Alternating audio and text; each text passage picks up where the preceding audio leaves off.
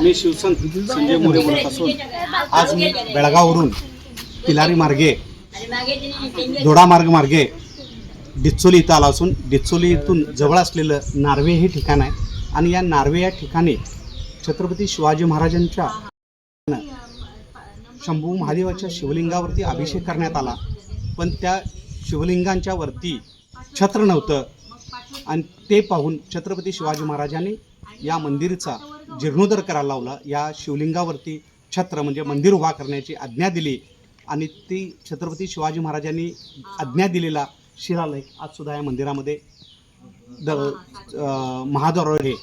या मंदिराचा इतिहास मोठा असून ज्यावेळेला 2019मध्ये गोवा गव्हर्नमेंटनं या मंदिराचा जीर्णोद्धार करायला सुरुवात केली त्यावेळेला त्यांना एक गुप्त मार्ग भेटला आणि त्या गुप्त मार्गच्या आहे आणि त्या गुप्त मार्गच्या वरती एक 20-25 लोकांना बसण्यासाठी ठिकाण होतं. ज्या वेळेला शिवभक्त गोवा दर्शनासाठी किंवा गोवा प्रवासासाठी येतात त्या वेळेला त्याने छत्रपती शिवाजी महाराजांच्या पदप्रशाने पवित्र झालेल्या सप्तकोटेश्वर मंदिरचं दर्शन घेऊन मगच गोवा दर्शनाला सुरुवात करावी अशी मी शिवभक्तांना शिवमय विनंती करतो.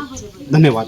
जय शिवराय. सप्तकोटेश्वर मंदिरचा इतिहास असा आहे की ज्यावेळेला छत्रपती शिवाजी महाराज डिचोली नार्वे या ठिकाणी आले असता शिवलिंगाची स्थापना ह्या छत नसलेल्या ठिकाणी या भिंतीमध्ये करण्यात आली होती आणि छत्रपती शिवाजी महाराजांनी 1668ला याच ठिकाणी शिवलिंगावरती अभिषेक केला आणि त्यावेळेला छत्रपती शिवाजी महाराजांना वाटलं किंवा दृष्टांत झाला की इथं आपण मंदिर बांधलं पाहिजेत आणि त्यावेळेला छत्रपती शिवाजी महाराजांनी या आपल्या सरदारांना आज्ञा दिली, कारण या शिवलिंगावरती छत नसलेल्या ठिकाणी शिवलिंग आहे तर या शिवलिंगासाठी भव्य दिव्य मंदिरची निर्मिती करण्याची आज्ञा दिली आणि 1668ला हे सप्तकोटेश्वर मंदिर छत्रपती शिवाजी महाराजांनी निर्मिती केली आणि त्याचा शिलालेख मंदिरच्या प्रवेशद्वारावरती आजसुद्धा उपलब्ध पाहण्यासाठी उपलब्ध आहे.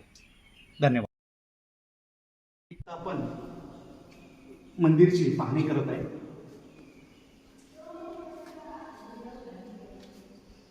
एक गर्भगृह आहे. एक खालपासून वरपर्यंत डोंगर कापून बनवलेला आहे. हो सिंगल डोंगरात कापूनच भिंत बनवलेली आहे. बरोबर. नॅचरल आहे. कंट्रास्टेड भिंती. इट इज नॅचरल कट केलेला डिस्प्ले केलेला आहे. हा डिस्प्ले करायला की बाबा हे सिंगल आणि जो मी आता सांगितलं तुम्हाला जिना तो हा जिना आहे. आता गव्हर्नमेंटने ते लॉक केलेला आहे, लांब तो वर जाता येत नाही. बरोबर.